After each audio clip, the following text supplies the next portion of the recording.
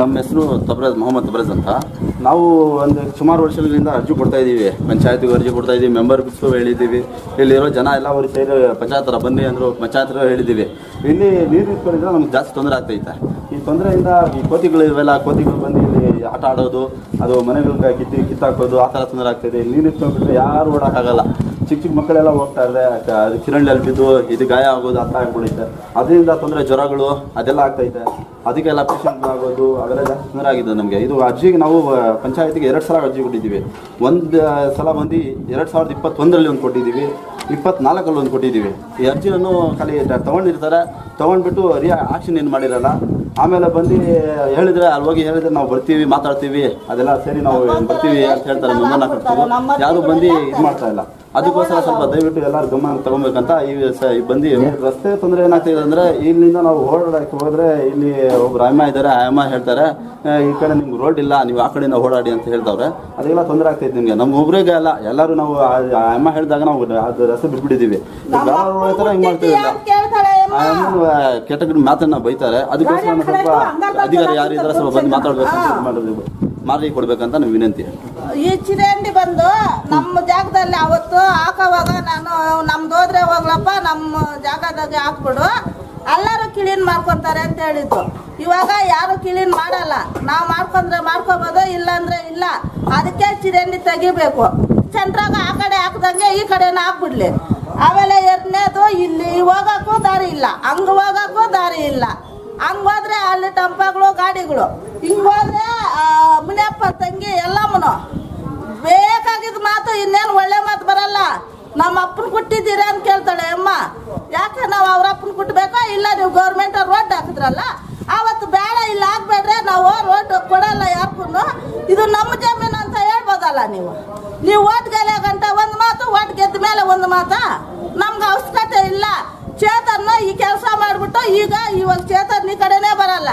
ಚೇತನ್, ಆಮೇಲೆ ಫಯಾಜು, ಇನ್ನೊಬ್ರು ಯಾರು ಅವ್ರಪ್ಪ, ನಂಗೆ ಅವ್ರ ಹೆಸರು ಅಮ್ರನ್ನು, ಅವರೆಲ್ಲ ಯಾರು ಬರಲ್ಲ ಈ ಕಡೆ.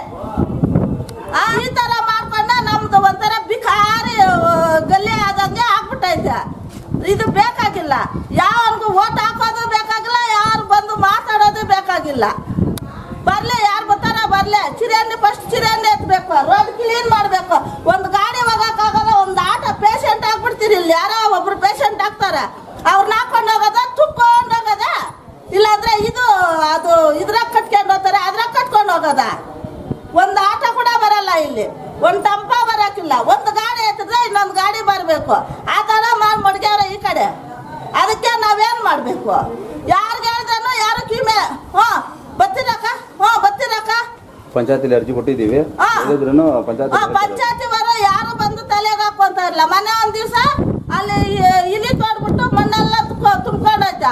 ಅವತ್ತು ಬಂದ್ರು ಆ ಮಣ್ಣೆತ್ತಿ ಅಲ್ಲೇ ಹಾಕ್ಬಿಟ್ಟು ಹೋದಾರ ಪಂಚಾಯತಿವರು. ಒಬ್ರು ಬರ್ತಾ ಇಲ್ಲ. ಏನಕ್ಕೆ? ನಾವು ಕಂದಾಯಕ್ಕೆ ಮಾತ್ರ ಉಸುಲ್ಗೆ ಬರ್ತಾರೆ, ಇನ್ನೇನಕ್ಕೂ ಬರಲ್ಲ ಅವ್ರು ಪಂಚಾಯತಿವರು. ಇವ್ರು ನೋಡಿದ್ರೆ ನಂಬರ್ಗಳು ನಮ್ದು ಇದಕ್ಕೆ ಕೊತ್ಬಿಡು ಅಂತ ಬರ್ತಾರೆ. ಇದಕ್ಕೆ ಒತ್ತ ಬಿಟ್ಟ ಮೇಲೆ ಅವ್ರು ಯಾರೋ ನಾವ್ಯಾರೋ, ಅವ್ರ ಹೆಂಡತಿ ಮಕ್ಕಳು ಸೇಫ್ಟಿ ಆಗೋದು ಅವ್ರು ನೋಡ್ತಾರೆ. ಬೇರೆ ಯಾರು ಬರಲ್ಲ, ಯಾರು ಬೇಕಾಗೂ ಇಲ್ಲ. ಇದಕ್ಕೆ ನಾವೇ ಬಡ್ಕೊಂಡು ಹೊಡ್ಲಾಡ್ಕೊಂಡು ಸತ್ತೋಗ್ಬೇಕಿಲ್ಲ, ಯಾರು ಬರಲ್ಲ. ಇದಕ್ಕೆ ನಾವೇನ್ ಮಾಡ್ಬೇಕು ಹೇಳ್ರಿ ನೀವೇ? ಯಾರು ಬರಲ್ಲ. ನಾವೇ ಈ ಮನೆಯವ್ರು ಆ ಮನೆಯವ್ರು ಹೊಡ್ಲಾಡಿ ಮೊಚ್ಚಗಳು ಎತ್ಕೊಂಡು ಕತ್ತರಿಸ್ಕೊಂಡ್ಬಿಡ್ರೆ ಯಾರು ಬರಲ್ಲ.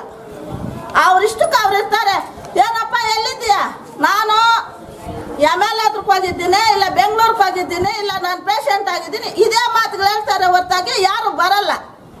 ಓಟ್ ಹಾಕಕ್ ಮಾತ್ರ ಗುಂಪು ಅಕ್ಕ, ಅಮ್ಮ, ಸ್ವಾಮಿ, ಬುದ್ಧಿ ಅಂತ ಬರ್ತಾರೆ.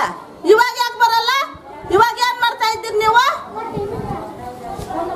ಅದು ಬೇಕು ಅಷ್ಟೇ ನಾನು ಮಾತಾಡೋದು. ಇಲ್ಲ ಸರ್, ಈ ರೋಡ್ಗಳಿಂದ ಅದು ತಾಪತ್ರ ಆಗ್ಬಿಟ್ಟಿದೆ. ಆ ಕಡೆ ಹೋದ್ರೆ ಆ ಅಮ್ಮನ ರೋಡಿಗೆ ಬಿಡೋದಾ ಇಲ್ಲ, ಆ ಅಮ್ಮನ ಬೇಡ ನೋಡಿ. ಈ ಕಡೆ ಈ ತರ ರಚ್ಚೆ ನಿಂತ್ಕೊಂಡ್ಬಿಟ್ಟು ಇಲ್ಲೇ ಸೊಳ್ಳೆಗಳು ಕಚ್ಚಿ ಈ ತರ ಮಕ್ಳಿಗೆಲ್ಲ ಜ್ವರಗಳು,